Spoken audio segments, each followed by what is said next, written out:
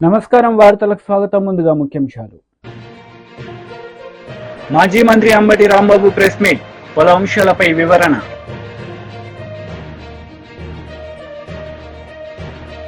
Congress leader Jaggareddy press meet, ఇరు పార్టీలపై fire.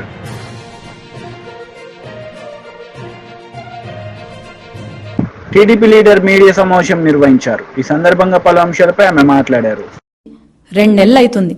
ఈ 2 నెలల్లోనే అన్నా క్యాంటీన్ మొదలు పెట్టాం. పేదవాడికి ఒక అన్నం పెట్టే అన్నా క్యాంటీన్ ని కూడా వీళ్ళు కామెంట్లు చేస్తూ, శుభ్రత గురించి కామెంట్లు చేస్తూ, మరి 5 సంవత్సరాల నుండి వీళ్ళు ఏమైనా మంచి చేశారా అంటే లేదు, ఇప్పుడు మంచి చేస్తున్నారు అంటే వీళ్ళు అడ్డుపడుతున్నారు. అలాగే టీటీడీ ఏదైతే ఉందో అది తెలంగాణ వాళ్ళకి ఇచ్చేసామని చెప్పి, తిరుపతి తెలంగాణ వాళ్ళకి ఇచ్చేసామని చెప్పి, లేదంటే ఇలా అమ్మకు వందనం కార్యక్రమము ఏదైతే ఉందో ఇంకా మనం రివ్యూకి కూడా రాలేదు, రివ్యూ చేస్తున్నాము. ఇప్పుడు మీటింగ్ అందుకే జరుగుతుంది. అప్పుడే సాక్షి న్యూస్ లో మరి భారతిరెడ్డి గారు ఉన్నారు. భారతిరెడ్డి గారు సాక్షి ఏమంటారు, సత్యమేవ జయతే అని రాసుకున్నారు సాక్షి న్యూస్ లో. సత్యమేవ జయతే కాదు భారతిరెడ్డి గారు, అసత్యమేవ జయతే అని మీరు క్యాప్షన్ మార్చుకుంటే బాగుంటుంది. ఈరోజు సాక్షి న్యూస్ ఓపెన్ చేస్తే మనకు కనిపించేది క్యాబినెట్ మీటింగ్ ఏదైతే ఉందో టీడీపీ ఆల్రెడీ ఇది చూడండి, 16వ తేదీ ప్రతి ఒక్కరికి ఈ నోటీస్ సర్క్యులేట్ అయింది. 28వ తేదీన మనకు క్యాబినెట్ మీటింగ్ ఉంటుంది అని చెప్పి, మరి ఈ రోజు ఎందుకు సాక్షిలో ఎటువంటి ఇది లేకుండా లేదు, క్యాబినెట్ మీటింగ్ కావాలనే పోస్ట్పోన్ చేశారు అని లోకేష్ అన్న పైన దుష్ప్రచారాలు చేస్తున్నారంటే వీళ్లకు ఫాల్స్ ప్రచారము తప్ప ఏమీ లేదు. జగన్మోహన్ రెడ్డి గారు ఈ 5 సంవత్సరాలు చేసింది బాగానే చేశారు అని అనుకుంటున్నట్టున్నారు. మరి ఇప్పుడు ఎంతసేపు ఫేక్ ప్రచారము తప్ప, పార్ట్ టైం పొలిటీషియన్ గా మారిపోయారు తప్ప ఇంకేం లేదు. కాబట్టి ప్రతి ఒక్కరికి తెలుసు, ప్రజలకు ప్రతి ఒక్కరికి తెలుసు, ఈ 5 సంవత్సరాల కాలం మీరు ఎలా పాలన చేశారు అనేది తెలుసు. ఈ 5 సంవత్సరాల్లో ఎంతమందికి ఉద్యోగాలు ఇచ్చారు, లేకపోతే ఎంతమందిని ఆదుకున్నారో తెలుసు. కాబట్టి అనవసరంగా దుష్ప్రచారాలు చేసి మళ్ళీ 11 సీట్లకు కూడా కాకుండా, పార్టీయే లేకుండా, పుట్టగతులు లేకుండా అయితే మీరు చేసుకోవద్దండి అని నా మనవి.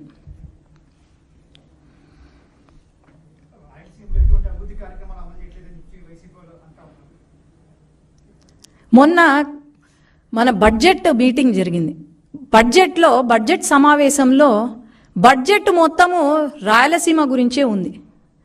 కేంద్రము నిధులు రాయలసీమకు ఇచ్చారు. అట్లాగే రైల్వేస్ కానివ్వండి, ఇండస్ట్రియల్ హబ్ కానివ్వండి, అన్నీ కూడా రాయలసీమకు ఇచ్చారు. మరి జగన్మోహన్ రెడ్డి గారు రాయలసీమ వ్యక్తే కదా, మరి రాయలసీమని ఏమైనా అభివృద్ధి చేశాడా? ఒక ఇండస్ట్రీ తీసుకొచ్చాడా? లేదంటే మా రాయలసీమలో ఉన్న ప్రజలకు లేకపోతే పిల్లలకు ఒక ఉద్యోగం ఇచ్చాడా? నాకు మొత్తం డీటెయిల్స్ ఇవ్వమనండి. లేదే. రాయలసీమ గురించి ఎవరైనా ఆలోచన చేశారు అంటే అది కేవలం నారా చంద్రబాబు నాయుడు గారు తప్ప ఇంకెవరు చేయలేదని నేను చెప్తున్నాను.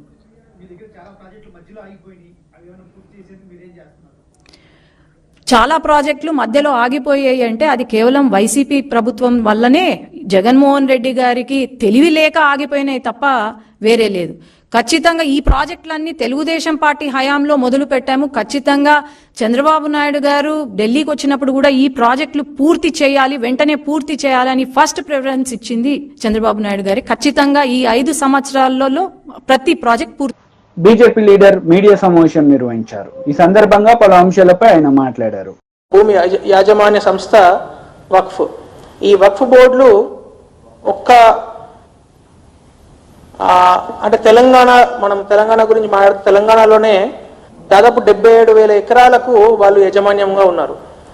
ఒక్క వక్ఫ్ బోర్డు తోనే అనేక మంది పేద ముస్లిం కుటుంబాలు వక్ఫ్ ట్రిబ్యునల్లో కేసులు కొట్లాడుతున్నారంటే దాదాపు 90% మంది, ఆ కేసులలో 90% మంది ముస్లింలే ఉన్నారు. అట్లాగే నేను కొన్ని ఎగ్జాంపుల్స్ కూడా మీకు చెప్తాను. సమీనా సయ్యద్ అనే ఒక వృద్ధ మహిళ 100 కోట్లకు సంబంధించిన ఆస్తి వక్ఫ్ ప్రాపర్టీ ఎంఐఎం గూండాలు ఎంఐఎం నాయకులు కబ్జా చేయడం జరిగింది. అట్లాగే హైటెక్ సిటీలో మనందరికి తెలుసు, అక్కడ ఒక పెద్ద బిల్డింగ్ కట్టారు ఎంఐఎం వాళ్ళు. సో ఎంఐఎం గూండాలు వాళ్ళు ఆక్యుపై చేయడం జరిగింది. సో మనకు తెలంగాణలో ఎవరు అధికారంలో ఉన్నా, హైదరాబాద్లో ఎవరు అధికారంలో ఉన్నా, హైదరాబాద్లో రాజ్యం చెలాయించేది ఎంఐఎం అనే విధంగా హైదరాబాద్ను వాళ్ళ చేతులలో పెట్టడం మనం చూస్తున్నాం. కాంగ్రెస్ పార్టీ గత 20 సంవత్సరాలుగా 2004లో కాంగ్రెస్ పార్టీ అధికారంలోకి వచ్చిన తర్వాత నుంచి కూడా ఎంఐఎం చేతిలోనే అనేక కబ్జాలు, కుంభకోణాలు, అట్లాగే ముఖ్యంగా ల్యాండ్ డీలింగ్స్, ఇటు నాలాలు, చెరువులు కబ్జా చేయడమే కాకుండా వక్ఫ్ ప్రాపర్టీస్ కూడా కబ్జా చేస్తున్నారనేది మనం అనేక ఉదాహరణలు చూస్తున్నాం. నిన్నటి నుంచి సోషల్ మీడియాలో బాగా ఉధృతంగా చర్చ జరుగుతున్నది సల్కం చెరువు గురించి. మీకు చర్చ చూస్తున్నారు.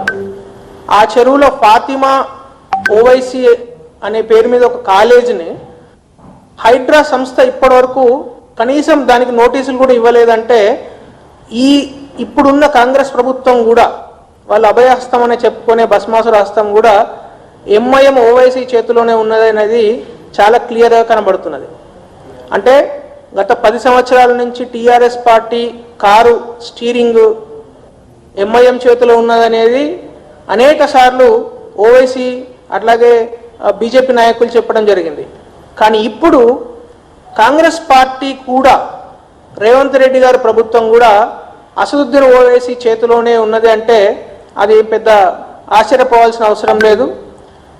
So MIM party, Owaisi brothers, వాళ్ళ యొక్క గూండాలు, వాళ్ళ యొక్క నాయకులు చెప్పు చేతులలోనే ఈ వక్ఫ్ బోర్డు, వక్ఫ్ ల్యాండ్లు కావచ్చు, అట్లాగే హైదరాబాద్లో ఉన్న అనేక ప్రాంతాలలో నాలాలు, చెరువుల కబ్జాలు కూడా కావచ్చు. ఈ 2 విషయాలను ప్రభుత్వం ఇమ్మీడియట్గా స్పందించాలి. నేను రేవంత్ రెడ్డి గారిని ఒకే ప్రశ్న వేస్తున్నాను. రేవంత్ రెడ్డి గారు అయితేనేమి, అట్లాగే హైడ్రా కమిషనరు రంగనాథ్ గారు అయితేనేమి, ఇప్పుడు ఈ ఓల్డ్ సిటీలో ఎంఐఎం కబ్జా పెట్టిన, ఎంఐఎం నాయకులు కబ్జా పెట్టిన నాలాలు, చెరువులను ఎప్పుడు తొలగిస్తారు? ముఖ్యంగా ఫాతిమా కాలేజ్, ఫాతిమా ఓవైసీ కాలేజ్ను ఎప్పుడు తొలగిస్తున్నారో వాళ్ళు ఒక డేట్ చెప్పాలని మేము అందరం కోరుకుంటున్నాం. అది చూడడానికి మేమందరం కూడా వస్తాం. ఎందుకంటే ఎంఐఎం నాయకుల మీద ఇప్పటికే అనేక కేసులు ఉన్నాయి. అయినా కూడా ఈ ప్రభుత్వము అసలు వాళ్ళ కేసులు ఏవి కూడా నడిపించకుండా అట్లనే వాళ్ళను అదేదో ఒక బ్లాంకెట్ చెక్ రాసి ఇచ్చినట్టు, ఒక బేరెడ్ చెక్ అంటే ఒక బ్లాంక్ చెక్ రాసి బీఆర్ఎస్ లీడర్ మీడియా సమావేశం నిర్వహించారు. ఈ సందర్భంగా పలు అంశాలపై ఆయన మాట్లాడారు. ద్వారా రాజకీయ పబ్బం గడుపుకోవాలనుకునేటువంటి పార్టీలకు బీఆర్ఎస్ పార్టీ పేరు వింటేనే వాళ్లకు ఒక రకమైనటువంటి గందరగోళ, భయానకమైనటువంటి పరిస్థితులు ఉన్నాయి. కాబట్టి దీన్ని మనం ఖచ్చితంగా ఈ 2 పార్టీలు కూడా బీఆర్ఎస్ పార్టీ ఉంటే పుట్టగతులు ఉండవనేటువంటి భయంతో, ఆందోళనలతో మాట్లాడుతున్నటువంటి మాటలు. ఒకవేళ బీఆర్ఎస్ పార్టీకి ఎవరితోనైనా లోపాయికారి ఒప్పందాలు ఉంటే 6 మాసాలు ఆడబిడ్డ జైల్లో ఉంటుందండి. కాస్తన్న ఇంగిత జ్ఞానం ఉండాలి. మాట్లాడడానికి నాలుకను తాటిమట్ట కంటే చులకన చేసి మాట్లాడేటువంటి వీళ్ళ కుసంస్కారాన్ని ఖచ్చితంగా ఖండిస్తా ఉన్నాం. న్యాయపరంగా, చట్టపరంగా మరి కొట్లాడి ఈరోజు సుప్రీంకోర్టు ద్వారా బెయిల్ పొందడం ఖచ్చితంగా కవితమ్మ, తెలంగాణ ఉద్యమకారుల నైతిక విజయం. వీళ్ళ నోళ్ళకి ఇప్పటికైనా మరి మూతపడితే తాళాలు వేసుకుంటే మంచిది. లేకపోతే ప్రజాక్షేత్రంలో ఇవన్నీ కూడా గమనిస్తూ ఉన్నారు. ఎన్ని రకాలైనటువంటి చిత్రహింసలు పెట్టి, అంటే ఒక ఉద్యమ పార్టీ పట్ల రాజకీయ పార్టీల నాయకుల వ్యవస్థల కక్ష సాధింపు, వారికి ఎటువంటి అక్కసు ఉన్నది అనడానికి నిదర్శనమే వీళ్ళు చేస్తున్నటువంటి ప్రేలాపన. సార్, మొన్న సీఎం ఢిల్లీలో మాట్లాడుతూ ఈ నెలలో బెయిల్ వస్తుంది, బెయిల్ వచ్చిన తర్వాత మెచ్చి ఉంటుందని చెప్పారు. ఆయన అంటే ముఖ్యమంత్రి గారి విషయంలో మేము మాట్లాడేప్పుడు మా స్థాయిని కూడా దృష్టిలో పెట్టుకొని మాట్లాడాలి. ఒక ముఖ్యమంత్రి స్థాయి మాట్లాడే అద్దెమైకు గతంలో చాలామంది రాజకీయ పార్టీల వేదికల మీద కొందరు నాయకులను మేము చూసినాం. అదే నాయకుడు ఇక్కడ మైక్ తీసుకుంటాడు, ఒక పార్టీ తరఫున ఒకటి మాట్లాడతాడు. అదే నాయకుడు ఇంకొక పార్టీ మీటింగ్ పెడితే ఆ పార్టీ మీటింగ్లో ఇంకొక రకంగా మాట్లాడతాడు. అంటే ఒక మెచ్యూర్డ్ పాలిటీషియన్, ఒక బాధ్యతాయుతమైనటువంటి ముఖ్యమంత్రి స్థాయి మాట్లాడేటువంటి మాటలు ఈ రకంగా ఉంటే దాన్ని దేవుడు కూడా క్షమించడు. ఆయన స్థాయిని పెంచుకోవాలి, ఆయన మెచ్యూరిటీ లెవెల్ పెరగాలి, తెలంగాణకు ఆయన ద్వారా మంచి జరగాలని ఆశాభావాన్ని వ్యక్తం చేస్తున్నాం తప్ప ఆయనలాగా దిగజారిన మాటలు మాట్లాడడానికి. కేసీఆర్ కేంద్రంలో మంత్రి పదవి వస్తుంది, కేటీఆర్ కూడా సెంట్రల్ మినిస్టర్ అవుతాడు, ఇవన్నీ మేము ముందే ఊహించామని చెప్పి స్పష్టంగా చెప్పాడు ఆయన. వీళ్ళందరూ గతంలో మేము చూసేది శాసనసభ ముందు చిలక జోస్యాలు చెప్పేవాళ్ళు. వాళ్ళు బహుశా ఇక పాలన అనేది పక్కన పెట్టి ఇటువంటి జోస్యాలతోని కాలం వెళ్ళబుచ్చేటువంటి ప్రయత్నాలు చేస్తూ ఉన్నారు. అన్నిటికీ కాలమే నిర్ణయం చేస్తుంది. గతంలో మిత్రమా బీఆర్ఎస్ పార్టీ టీఆర్ఎస్ పార్టీని పెట్టిన తొలినాళ్లలో కొందరు నాయకులు ఇది మకలో పుట్టింది పుప్పలో పోతుంది అనేటువంటి మాటలు విన్నాం. అదే ఇంకొక నాయకుడు గతంలో ముఖ్యమంత్రిగా ఉన్నటువంటి వ్యక్తి తెలంగాణ వస్తే కరెంట్ ఎక్కడి నుంచో వస్తాయి, మీ వైర్ల మీద బట్టలు ఆరేసుకోవాలని వస్తుంది. వీళ్ళందరూ ఏమైపోయిందో, వీళ్ళందరి చరిత్రలు ఏమైనా మనం చూస్తూ ఉన్నాం. రేపటి రోజు మళ్ళీ ఇదే బీఆర్ఎస్ను ప్రజలు ఆదరించక ఆశీర్వదించక తప్పదు. వీళ్ళందరి రాజకీయ చరిత్రలు భూస్థాపితంగా కూడా తప్పదు. ఇప్పుడు మహేష్ గౌడ్ గారు సుప్రీంకోర్టు తప్పు పట్టేటువంటి ప్రయత్నం చేస్తారు, కంటెంప్ట్ ఆఫ్ కోర్ట్ అవుతుంది. ఇలా సుప్రీంకోర్టు వాదనలు విన్న తర్వాత మేము పెట్టినటువంటి కౌంటర్ ఆఫ్ డిబేట్ వేసిన తర్వాత మాలో న్యాయం ఉన్నదని చెప్పి ఇలా సుప్రీంకోర్టు న్యాయమూర్తి గారు బెయిల్ గ్రాంట్ చేసిండు. ఈ బెయిల్ గ్రాంట్ చేసినటువంటి సందర్భంలో దీన్ని తప్పుపడితే డెఫినెట్గా మహేష్ గౌడ్ గారు కంటెంప్ట్ ఆఫ్ కోర్టు పోవాల్సినటువంటి అవసరం ఉంటుంది. సుప్రీంకోర్టు తీర్పునే తప్పుపట్టే స్థాయికి ఇలా కాంగ్రెస్ నాయకులు వచ్చారంటే వాళ్ళ ఫ్రస్ట్రేషన్ ఎంత ఉందో అర్థమవుతా ఉంది. ఎందుకంటే ఇలా కాంగ్రెస్ పార్టీ అనుసరిస్తున్నటువంటి దుర్నీతి వలన ప్రజలందరూ కూడా రోడ్ల మీదకి వస్తూ ఉన్నారు. రుణమాఫీ కానీ హైడ్రా కానీ రకరకాల కారణాలు చెప్పి ఇలా ప్రజల్ని వేధించేటువంటి. కాంగ్రెస్ నేతలు మీడియా సమావేశం నిర్వహించారు. ఈ సందర్భంగా పలు అంశాలపై వారు మాట్లాడారు. ప్రక్రియలో భాగమే, చీకటి ఒప్పందంలో భాగమే BJP, BRS, Modi, KCR family అందరూ కూడా రేపు సరే బయట ప్రచారం జరుగుతున్నది, వీళ్ళు విలీనం అవుతారు, బీఆర్ఎస్ బీజేపీలో విలీనం అవుతారు ప్రచారం జరుగుతున్నది. ఆల్రెడీ చాలా మంది ప్రజలు అనుకుంటున్నారు బయట. కానీ వీళ్ళ ఆలోచన విలీనం కావచ్చు, లేదా ఇద్దరు భవిష్యత్తులో విలీనం అనే ప్రచారం చేసుకుంటూ భవిష్యత్తులో వచ్చే ఎన్నికల్లో వీళ్ళిద్దరూ అలయన్స్లో ఎలక్షన్ పోయే యొక్క ప్రక్రియలో భాగమే ఈ కవిత బెయిల్ అని కాంగ్రెస్ పార్టీ చాలా స్పష్టంగా తెలియజేస్తున్నది. తెలంగాణ ప్రజల మధ్యలో ఈ చర్చ జరుగుతున్నది. అంటే బీజేపీకి చాలా తెలుసు, తెలంగాణ గడ్డ మీద తెలంగాణ ప్రాంతంలో కాంగ్రెస్ని రాజకీయంగా ఏమి చేయలేము, కాబట్టి బీఆర్ఎస్ సపోర్ట్ కావాల్సిందే. అందుకోసమే ఈ తతంగం అంతా కొనసాగింది. ఇదంతా ఇక కవిత బెయిలు, బీఆర్ఎస్ నాయకుల సంబరాలు, ఈరోజు సంబరాలు చేసుకుంటున్నారు వాళ్ళు.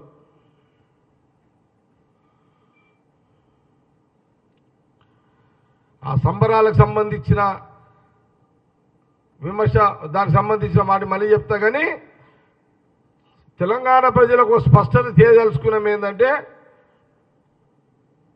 ఈ యొక్క రాజకీయ చీకటి ఒప్పందము భవిష్యత్తులో బీఆర్ఎస్ బీజేపీ ప్రయాణం చేసే భాగంలో కవితకు బెయిల్ అనేది చాలా క్లియర్గా స్పష్టంగా చెబుతూ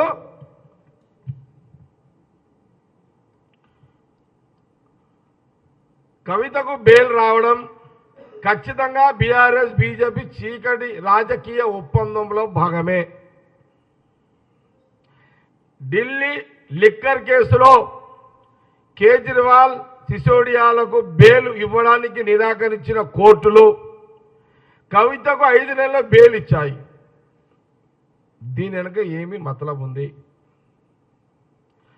ఇదే కేసులో ఢిల్లీ మంత్రి సిసోడియాకు 2 ఏళ్లు 2 ఏళ్లకు బెయిల్ ఇచ్చింది. అంటే చూడండి, ఢిల్లీ ముఖ్యమంత్రి కేజ్రీవాల్కి ఇంకా బెయిల్ ఎందుకు ఇవ్వలేదు?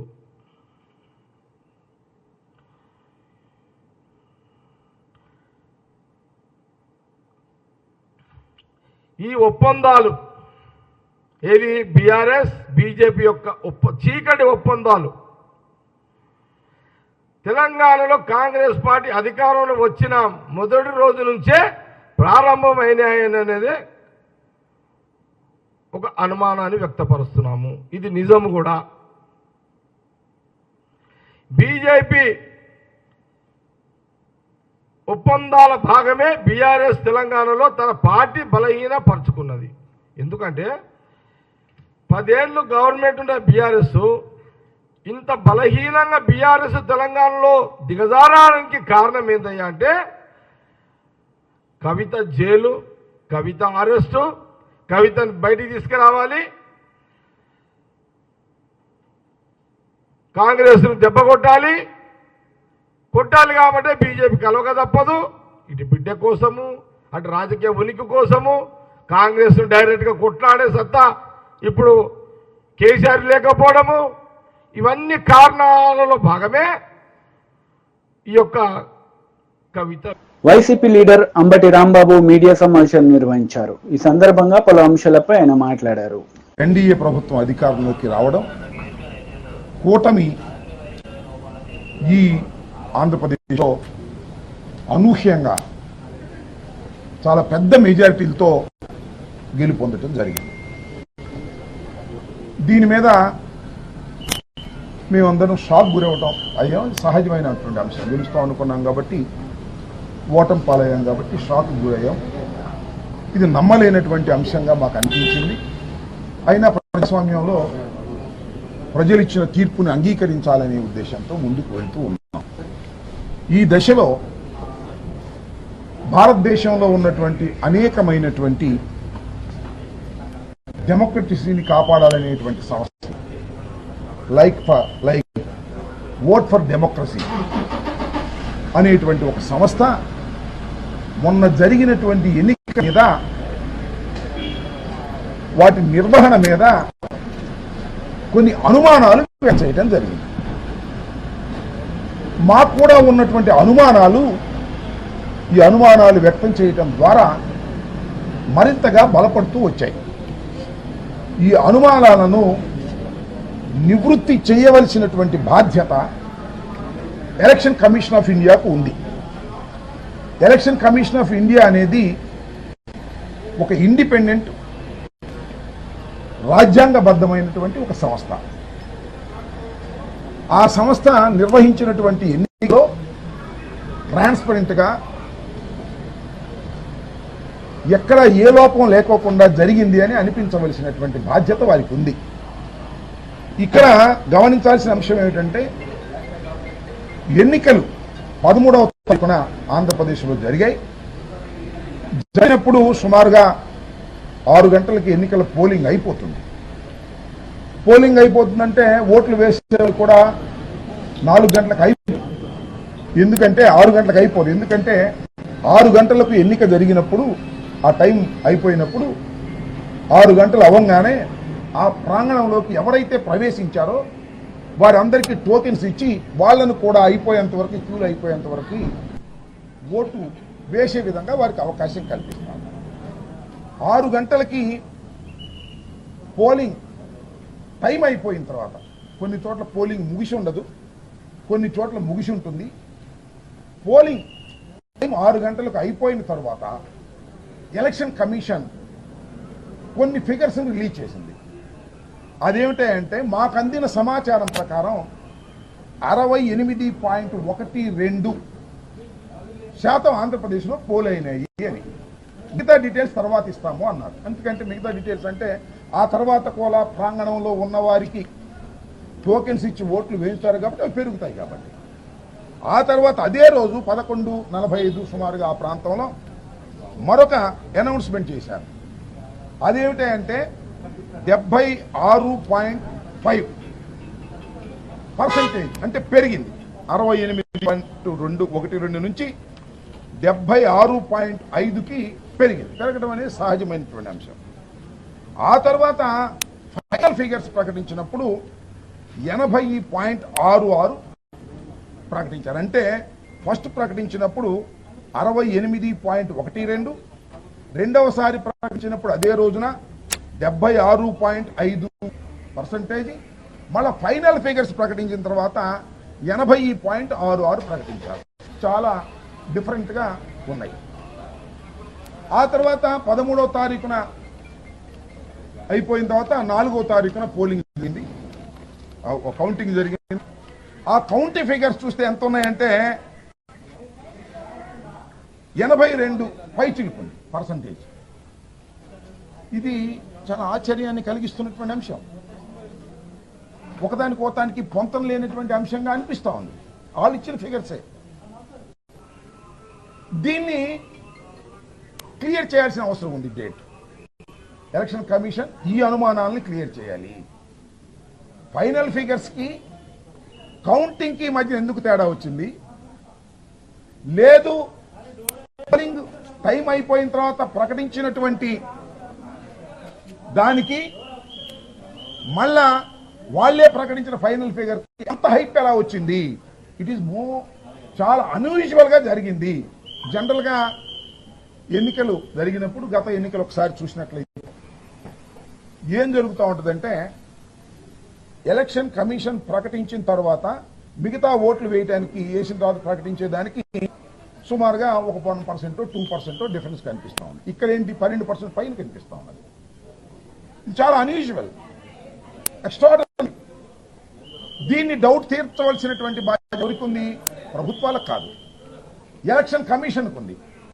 వాళ్ళు ఇంతవరకు తీర్చినటువంటి పరిస్థితి అనేక సందర్భాల్లో అడిగినా కూడా చాలా మంది, మేం కాదు, చాలా మంది ఇండియాలో అన్ని మంది అడుగుతా ఉన్నా కూడా దానికి ఇంతవరకు కూడా ఆ అనుమానాలను నివృత్తి చేసేటటువంటి కార్యక్రమం ఎలక్షన్ కమిషన్ చేయకపోవటం వల్ల ఉన్న అనుమానాలు మరింతగా పెరుగుతా ఉన్నాయి.